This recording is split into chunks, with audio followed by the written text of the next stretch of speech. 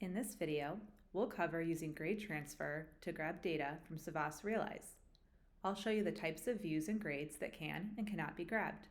Let's get started. First, navigate to the class and then the assignment where you want to grab the grades. On the assignment summary, you will see your students' names and their scores. To grab this information, open the extension and click the big green Grab Data button.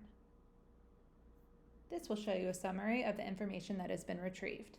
You will see your student names, followed by their score, separated by a comma.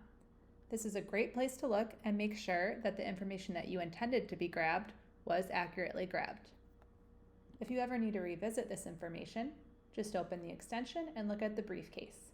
It shows you that 10 scores are currently being held onto, and if you click on it, you can see that summary again. From here, you're ready to fill, so just navigate to your filling gradebook and use the extension to fill. Let's look at a few other places in Savvas where we can grab data. In the View Data, you'll see some different views of student information. Any views that have the student name and the score can be used for grabbing.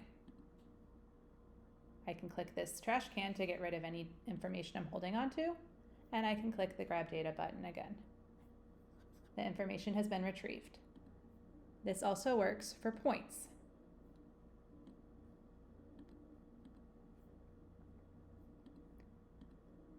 Please note that certain views do not have student names or overall scores, and grabbing is not compatible for these types of views. Let's take a look at one more type of assignment. So this assignment has one student who's turned in their work and the rest have not started. Let's see how the extension grabs this information. As you can see, the score for the student who turned in their work was grabbed and the rest were not. This is the expected behavior. That's all for now. Happy transferring.